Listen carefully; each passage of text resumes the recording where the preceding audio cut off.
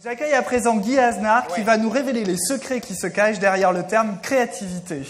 Guy, c'est à vous. Salut. Bon, c'est pas vraiment des secrets à révéler, c'est plutôt un secret à faire émerger entre nous. En gros, je m'appelle Guy Aznar, donc je travaille dans la créa depuis un certain nombre d'années qu'on compte plus, parce que trop quoi. Et j'anime une association qui s'appelle Créa Université, qui s'efforce de faire rentrer la créativité à l'université, notamment au Conservatoire national des arts et métiers, avec qui on travaille. Alors, en gros, je voudrais consacrer un peu le temps que j'ai avec vous pour travailler sur le mot créativité, sur cette notion-là, parce que ce mot-là, comme vous le savez, il est un peu flou, il est un peu confusant, il est imprécis, on ne sait pas où il commence, on ne sait pas où il finit, il y a différentes notions. Et donc, je pense qu'il faut vraiment faire un effort pour essayer d'éclaircir et de valoriser ce mot créativité. Donc, je voudrais avec vous essayer d'évoquer un certain nombre de notions, de définitions. Et puis, vous, entre nous, je dirais, puisqu'on est tous dans le même métier, on est tous des gens des relations humaines et de l'animation, essayez avec vous de voir comment on peut travailler et faire évoluer ce mot-là. Donc, je ne sais pas le temps qu'on aura pour aujourd'hui, disons, à travers des questions, des réflexions avancées là-dessus, mais c'est un débat que j'ouvre avec vous et avec votre association et la nôtre, si vous avez du temps, si vous le souhaitez. Je propose que peut-être on organise d'autres réunions, un peu de travail, de réflexion sur ce vocabulaire, sur ce mot créativité, pour qu'après, on signe un papier et on dise on va appeler telle chose et pas telle autre. Voilà un petit peu mon objectif. Alors, il y a 3 définitions, il y en a au moins 3. Donc créativité, création, c'est un peu la première zone un peu d'incertitude, la création. Ah, vous êtes dans la créativité, vous êtes dans la création. Donc derrière le mot création, il y a ce halo de la création artistique, de la création en général, et le mot créativité tel qu'on l'emploie tous les jours dans notre vie, dans nos entreprises, c'est pas exactement celui-là. Donc déjà, il y a ce premier flou, cette première différence de fond entre la création artistique en général et ce qu'on appelle la créativité. En gros, la création artistique, l'idée c'est que ça correspond à une demande interne, une pulsion, enfin un truc qui vient, mon inconscient qui me fait sortir, disons, des désirs d'expression, et puis une forme pour le traduire. Donc il y a cette création artistique, tandis que nous, dans le travail que nous faisons, la créativité qui a pour but de produire des idées, produire des solutions. Donc la demande, c'est pas cette demande interne qui me vient la nuit comme ça un jour en rêvant, c'est une demande qui correspond à une demande externe, c'est quelqu'un, un client, un demandeur qui nous a. Donc déjà c'est déjà cette différence de fond entre cette demande interne, cette demande externe,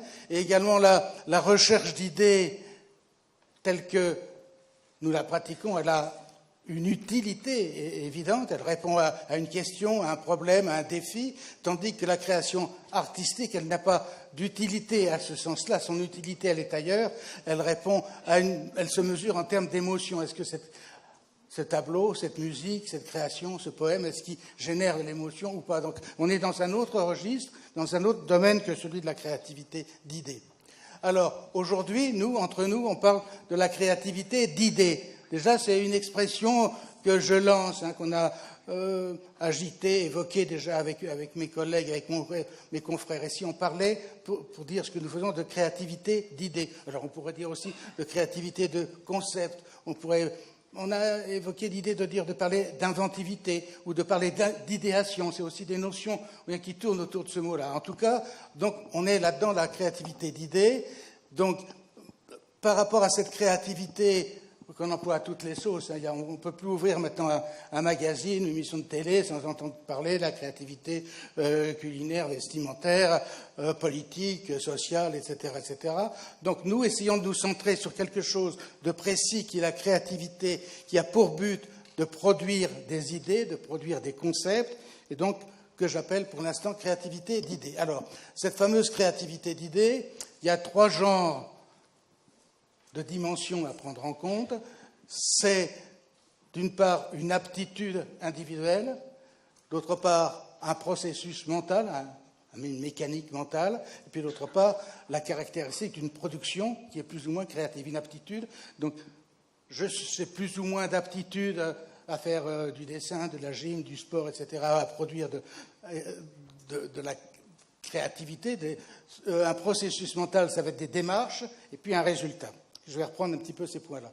Alors, pour ce qui est de l'aptitude individuelle, dans cette aptitude individuelle, il y a mettre au point des méthodes pédagogiques pour développer l'aptitude individuelle, et donc on fait des séminaires de formation. C'est une partie de notre job aux uns et aux autres. On va faire des séminaires de formation dans un objectif précis, développer l'aptitude des gens qui sont là.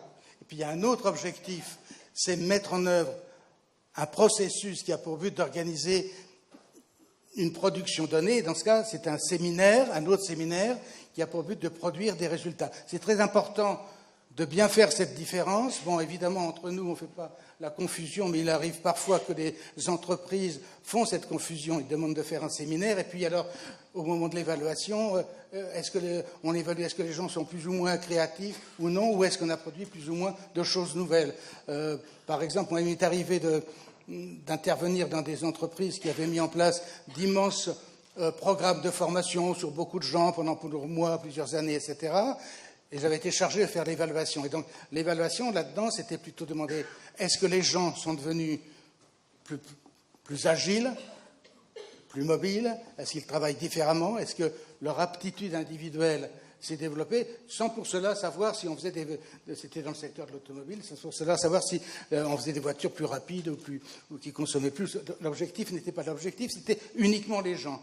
Et dans d'autres cas, dans d'autres entreprises où j'ai eu l'occasion d'intervenir, le même genre de programme sur beaucoup de gens pendant une longue durée, enfin, etc.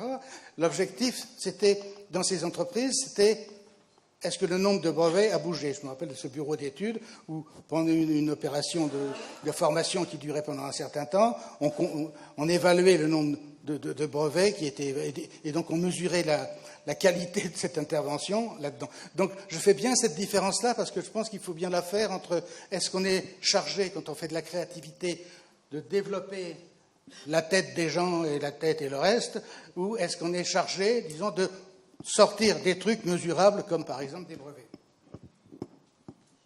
Alors, parlons de l'aptitude individuelle.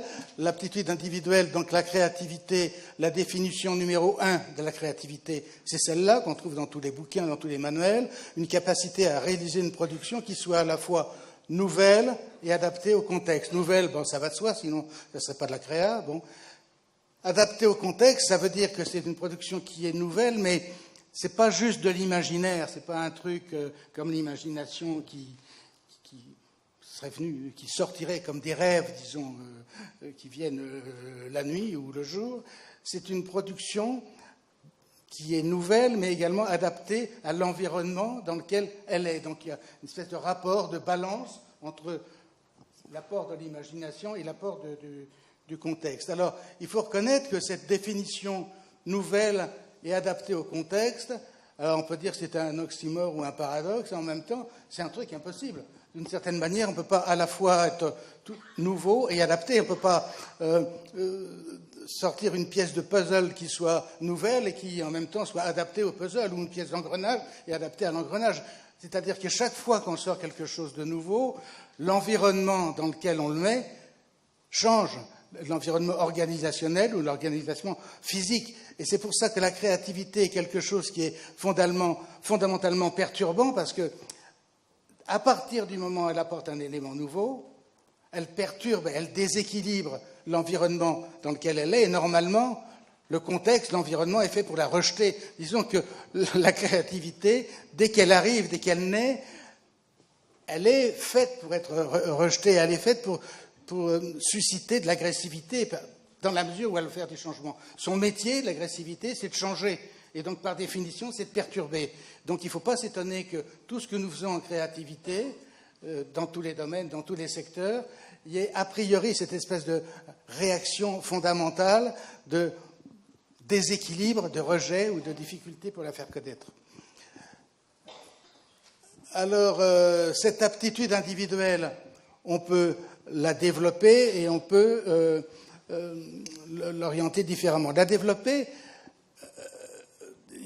ça paraît évident pour nous maintenant, mais enfin, c'est pas si vieux que ça. Je veux dire, il y a 100 ans encore, cette notion de créativité, on était plutôt dans un contexte où on pensait que les gens étaient plus ou moins créatifs. Hein, il y a les créatifs, les non créatifs, c'était une espèce de truc. Il a fallu que vers la fin du 19e, par là, que des gens se mettent à faire des recherches, des statistiques. Je prends des gens comme Galton, par exemple, l'inventeur des courbes de Gauss, là, qui faisait des courbes un petit peu sur tous les sujets, dans tous les domaines. Et en faisant des courbes statistiques générales, il a observé et noté qu'en fait, on pouvait répartir sur une courbe de Gauss cette aptitude à la créativité, qu'il y avait des gens qui étaient plus ou moins créatifs, etc. C'était déjà une grande révolution, ça paraît tout à fait évident pour nous maintenant, mais c'était une grande révolution en fin 19e, de noter et d'affirmer, de dire, bon, c'est un élément psychologique qui se répartit plus ou moins chez les gens. Et la deuxième révolution, qui était très importante aussi, qui est arrivée dans les débuts du XXe siècle, ça a été d'affirmer et de démontrer que l'on pouvait développer cette aptitude, cette créativité. Nous, on est tous nés sur un slogan, disons, notre acte de naissance, disons, c'est « tout le monde est créatif ». Encore une fois, ça paraît tout à fait évident maintenant, mais ça n'a pas toujours été aussi évident que ça. Un, tout le monde est créatif, et deux, on peut développer ce truc-là, cette aptitude-là, comme on développe l'aptitude à faire de la gym, à sauter en l'air, etc. Donc, vraiment, c'est des notions de fond. Il y a une aptitude, elle peut se développer. Et troisièmement, tout le monde n'est pas créatif de la même manière. Il y a 36 manières. Il y en a qui sont créatifs dans le domaine graphique, dans le domaine mathématique, dans le domaine verbal, etc. Et il y a aussi, plus globalement, psychologiquement, des typologies, des profils de créativité, dont vous parlera peut-être Olwen tout à l'heure, et donc qui permet de dire à chacun, oui, tout le monde est créatif, mais pas de la même manière. Vous voulez être pour telle fonction psychologique, pour telle autre, etc. C'est très intéressant quand vous avez à composer des groupes de créa, pour vous, de pouvoir doser, mesurer d'abord, et puis doser et orienter la composition des groupes en fonction de cette diversité. Donc voilà l'aspect un peu aptitude individuelle. Le processus, maintenant, l'autre processus, c'est une autre histoire. Donc ça, c'est une machine, c'est la mécanique, hein, c'est une mécanique mentale. Donc, la créativité, définition 2, c'est un processus qui comporte différentes opérations, qui a pour but de résoudre un problème ou de répondre à un défi. Donc, il y a des opérations. Donc, pour produire du nouveau, de la création, il y a deux logiques, une logique rationnelle et une logique créative, qu'on appelle le détour, là j'y reviendrai tout à l'heure. Vous observez au passage que j'ai employé le mot logique créative. Je fais exprès parce qu'il y a des gens qui pensent que quand on fait de la créa, on est illogique. Vous savez qu'ils vont chercher ça. Hein. Donc il y a une forme de logique, de mécanisme mental qui va dans la logique rationnelle et une autre forme de logique qui va dans le sens de la créativité. La logique rationnelle, vous la connaissez depuis que vous êtes petit, que vous allez à l'école. C'est une logique qui enchaîne des causalités. Pourquoi, donc, par conséquent, boum, boum, boum, les morceaux de raisonnement s'enchaînent comme les pièces d'un jeu de Lego. C'est ça qui leur donne la force, c'est pour ça que ça tient, et c'est pour ça que toute cette logique rationnelle, elle a sa solidité. Et cette logique, à côté de cette logique créative, il y en a une autre, de cette logique rationnelle, il y a une logique créative qui emploie un autre chemin qu'on appelle le processus de détour. C'est un processus que tous les psychologues connaissent bien, qui a été étudié dans différents domaines, notamment dans la psychologie animale. Il y a des animaux qui sont capables de faire le détour, d'autres non, etc. Ce processus de détour, par rapport à la logique, il consiste, comme le schéma l'indique, à un moment donné, de s'éloigner, puis à un autre de revenir. Il y a un côté fou là-dedans. Donc on est enclenché dans un processus où les choses se tiennent solidement, il y a une espèce de rationalité, les trucs, ça marche depuis que le monde est monde. Enfin, l'humanité a créé une espèce de mode de raisonnement où les choses fonctionnent, ça a donné la pensée scientifique. Enfin, et puis tout d'un coup, il y a des gens qui disent, mais on peut partir ailleurs, on peut s'éloigner, on peut partir à l'envers. Il y a une espèce de folie dans cette démarche du détour créatif. Une folie qui est compensée parce qu'on va revenir. Oui, mais il faut rassurer les gens. On va les rassurer, bien sûr, n'ayez pas peur. Le détour, a priori, fait toujours peur. Partir, s'éloigner du sol stable des certitudes on a la trouille bleue, quoi. Donc, et dans ce détour, il y a cet éloignement-là, et il y a ce retour. Voilà. Ça marche plus. Ah, ça y est.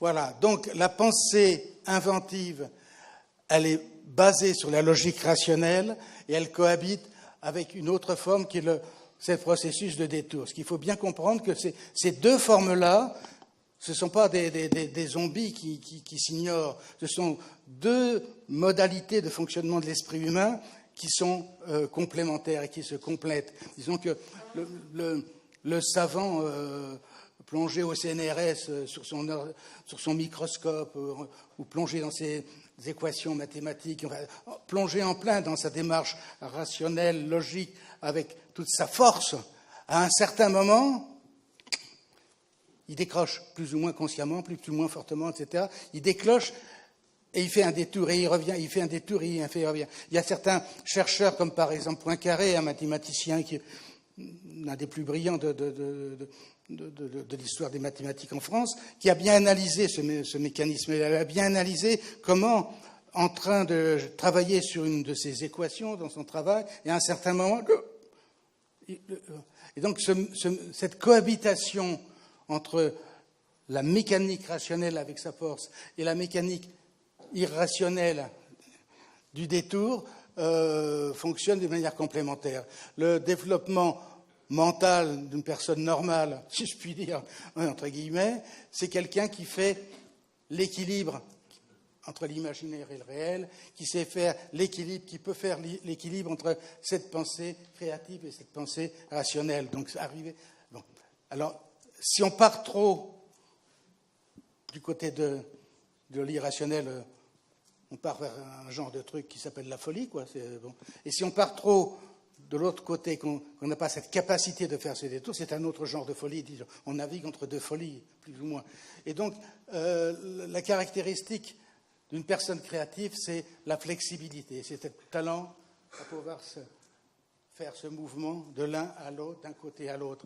Et dans les séminaires que nous faisons, d'ailleurs, j'y reviendrai peut-être tout à l'heure, on a des exercices spéciaux justement pour développer cette flexibilité, ce balancement, ce mouvement entre ces deux niveaux.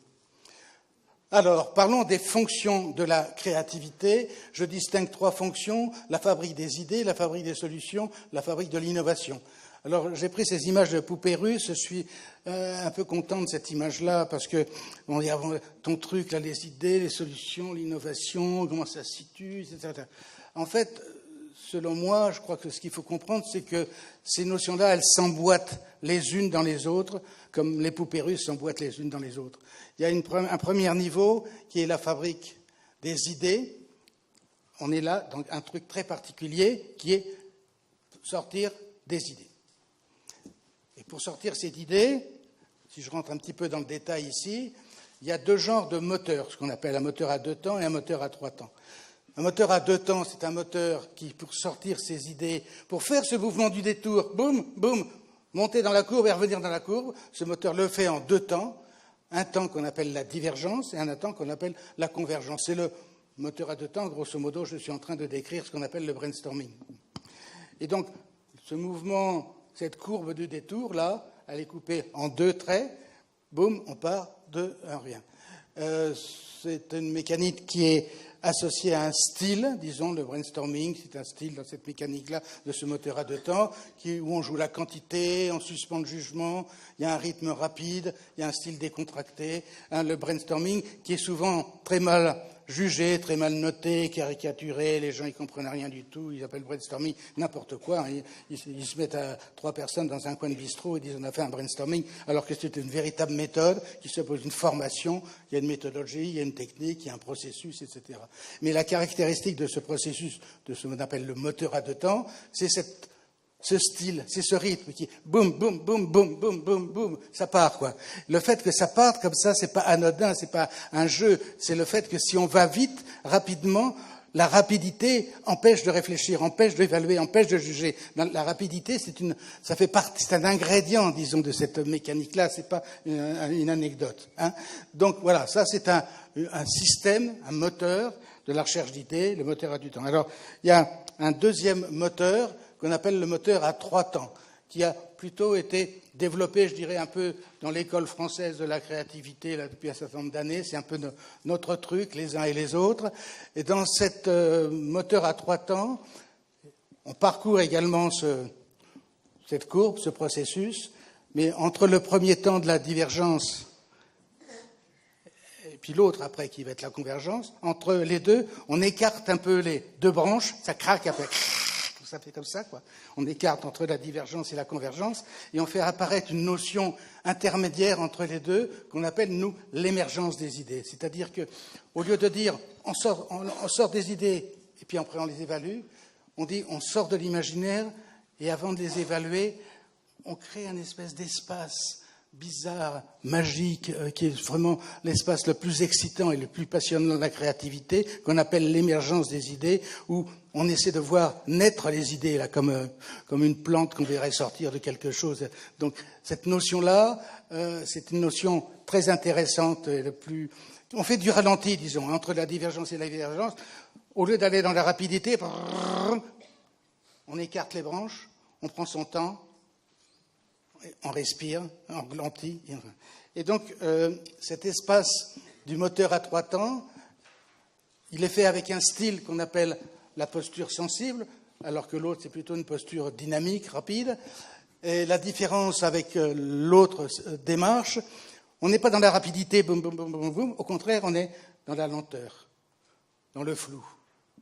On n'est pas dans une atmosphère plutôt ludique, qui est celle du ludique, qui est celle du brainstorming, on est plutôt dans une atmosphère qui est plus émotionnelle. Donc, ce sont deux approches, deux styles, disons, pour faire la créativité, qui sont, comment dire, pas antagonistes. En général, dans une recherche, on fait les deux, tout moment. Il y a un certain moment, on fait dans le 2 temps, puis après on passe à 3 temps. C'est comme dans une voiture, hein, on change les vitesses en fonction des côtes et en fonction de ce qu'on rencontre sur la route. Voilà. Mais simplement, il faut avoir en tête ces notions-là parce qu'elles sont assez fondamentales pour la créativité. Voilà. Alors, pour faire tout ça, par ailleurs, il y a de très nombreuses techniques de créativité que je ne vais pas vous décrire. Là, on a un projet de bouquin qui va s'appeler 100 techniques de créativité. Enfin, en dehors des 100 techniques, il y a une dizaine de grandes familles, de grandes configurations que j'avais mis là, mais que je ne vous laisse pas parce que ça va être trop long. Donc, j'ai parlé de la première poupée russe. Tu me donnes encore 5 minutes ou pas ? Qui était celle de la production des idées. Cette poupée russe, elle rentre à l'intérieur d'une plus grosse poupée dans laquelle on va dire qu'on va chercher des solutions.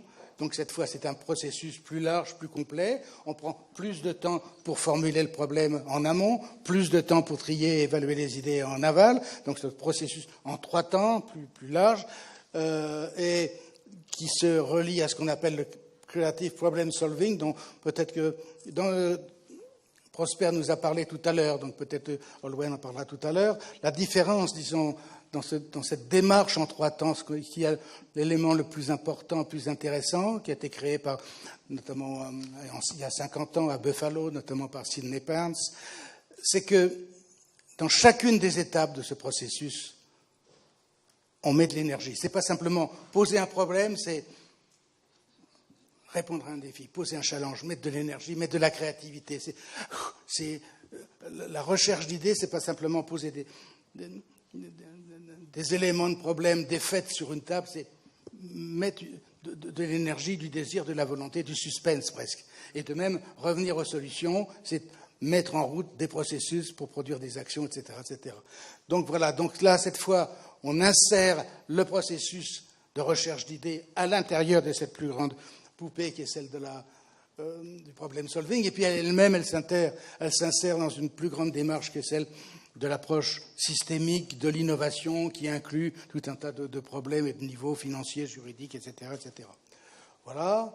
Alors il y a un cadre théorique sur l'innovation qui se développe, que je passe un petit peu. Il y a des formes nouvelles de l'innovation. L'innovation participative, on en a parlé ce matin avec Prosper. Il y a maintenant beaucoup de masters d'innovation qui se développent dans les universités, etc. On peut être innovant au niveau des formes. Dans ce cas-là, le design concilie l'utilitaire, la fonction avec la création. Au niveau des objets, par exemple l'iPhone. Au niveau des services, avec la même forme. Par exemple, le Vélib, un vélo, c'est un vélo. Par contre, c'est le service qui est nouveau. Parfois, à l'inverse, au niveau de la forme, avec le même service. Le musée Guggenheim ou la Sagrada Familia, c'est des objets qui sont très créatifs au niveau de la forme, mais c'est la même fonction. Et au niveau de l'entreprise, par exemple, etc. Donc, je crois qu'il faut retenir cette notion qu'il y a une série de niveaux où se situent tous ces mots, où se situe ce vocabulaire, le niveau de l'idée, le niveau de la solution, le niveau de l'innovation. Un autre niveau qui est celui de l'aptitude individuelle ou celui de la résolution des problèmes et de la production d'idées et de solutions. Donc il y a une série de niveaux un peu enchevêtrés dans cet univers de la créativité qui va avec cette idée qu'on a besoin, je crois, de faire des efforts de clarification, des efforts de vocabulaire pour les uns et les autres arriver à avoir une cartographie sémantique de l'ensemble de ces informations. Néanmoins, quoi qu'il en soit, je dirais cherchez des idées, cherchez des solutions, cherchez des innovations à votre idée et puis amusez-vous bien. Merci beaucoup. Bravo. Merci Guy.